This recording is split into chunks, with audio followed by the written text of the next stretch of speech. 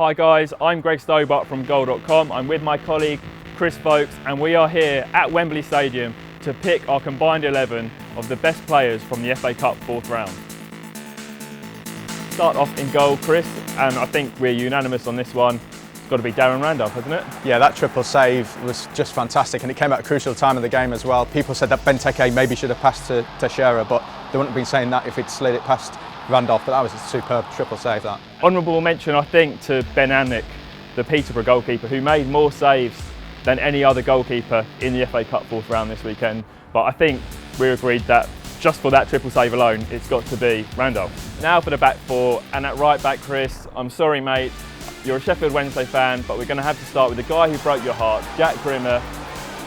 Yeah, that 97th minute winner. But even before that, Shrewsbury was superb in the second half. Grimmer was fundamental to that, the way he got up that right side and the way that he appeared in the box at the last minute as well. Just superb for Shrewsbury, and he was superb really.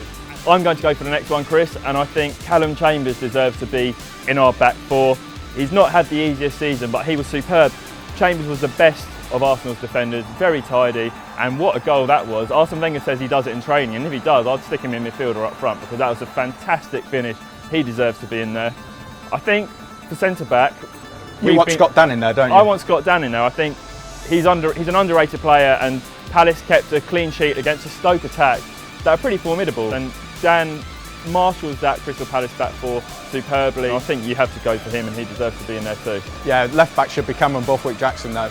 He's been fantastic the last few weeks when he's been called upon for Man United. He's been the one bright star when all of these fullbacks have been going down injured, and he was superb down that left side on Friday night against Derby. He definitely deserves a place at the left back. Now for the midfield four, and I think we're going for the goal scorers, aren't we, Kris? They've caught the eye this weekend. I'm going to start with Nacer Chadli for Tottenham.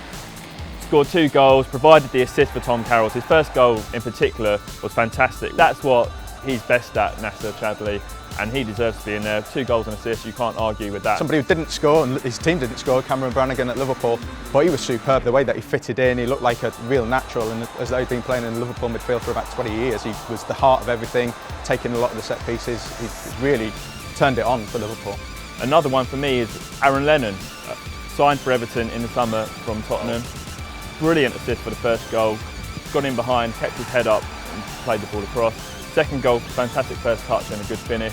And he looked dangerous throughout and linked up fantastically with Seamus Coleman. I think he's got to be in there. He was the big standout player for Everton.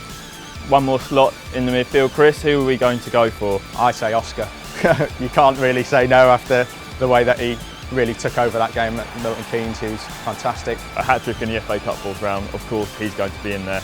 Now for the strikers, plenty to choose from this weekend, Kris. We've gone for 2 guys who both scored hat-tricks. I'm going to start with Chuba Akpom because he's not had the easiest season on loan at Hull from Arsenal, but he was very impressive, scored a fantastic hat-trick with 3 strikers' goals really, a tap in from a rebound, a really calm penalty and a fantastic third goal. Really big day for him to put Hull in the next round. Perfect FA Cup performance, I think. Yeah, and I think we're agreed on his strike partner too because Iheanacho looks the real deal for Manchester City. Hat-trick against Aston Villa in their 4-0 win.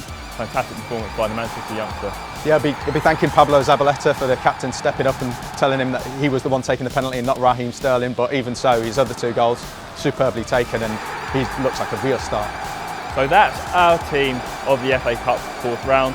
Plenty to debate there. Please comment below and subscribe to FA TV for more FA Cup content.